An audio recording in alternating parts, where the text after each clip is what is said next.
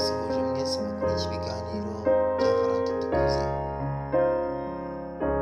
Hano kuri YouTube yacu banza kuri subscribe, hanyuma dukomeze ikiganiro. None tugiye kureba kuri papa watowe none tariki ya 8 z'ukwa gatanu 2025. Uyu papa yatowe nyuma yo gutabaruka kwa papa wagiyeho muri 2013, Papa Francis. Papa watowe yahawe izina rya Leo wa 12. Amakuru mashya aravuga ko kuri uyu wa kane tariki ya 8 Gicurasi 2025, Cardinal Robert Francis Prevost yatorewe kuba papa mushya wa Kiliziya Gatolika, afata izina rya Papa Leo wa 12. Ni papa wa mbere ukomoka muri Leta Zunze Ubumwe za Amerika, akaba yaravutse Chicago, Illinois. Amavuko n'amava ya Papa Leo wa 12.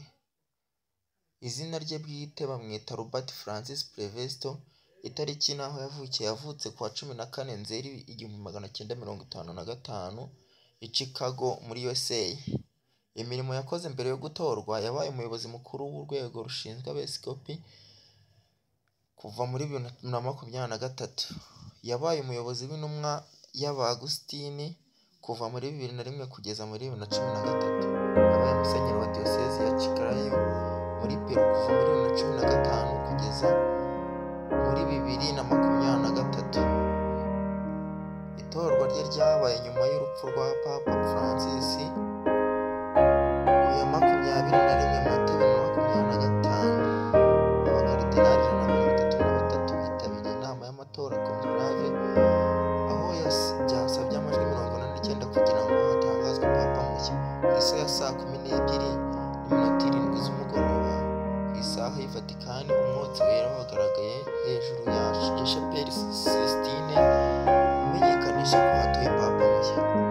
Izina Leo wa 12 rifite amateka akomeye muri Kiliziya Gatolika, rikaba ryaraherukaga gukoreshwa na Papa Leo wa 8 wabayeho kuva mu 1878 kugeza mu 1903. Itorwa rya Papa Leo wa 12 ni amateka akomeye kuko ari we wa mbere ukomoka muri Amerika, ni umupapa wa mbere ukomoka muri Amerika wabayeho, kandi bigaragaza impinduka imiyoborere ya Kiliziya Gatolika ntagatifu ku rwego mpuzamahanga. Tugendeye kuri ibi, ni ukuvuga ngo Papa Leo wa 12 abantu basobanukiwe ibintu by'imiyoborere bavuga ko Papa Leo wa 12 ashobora kuzagendera nyine mu murongo Papa Francis yagenderagamo. Papa Francis yagenderagamo ni uguha ijambo ba bantu basa naho baba barirengagijwe, ba bantu bababaye, niwo Papa Francis yagenderagamo. Urakoze gukurikira ibiganiro byacu, kora subscribe kuri YouTube. Ni Valentin Dukuze wanyu, ubundi Imana ibahe umugisha.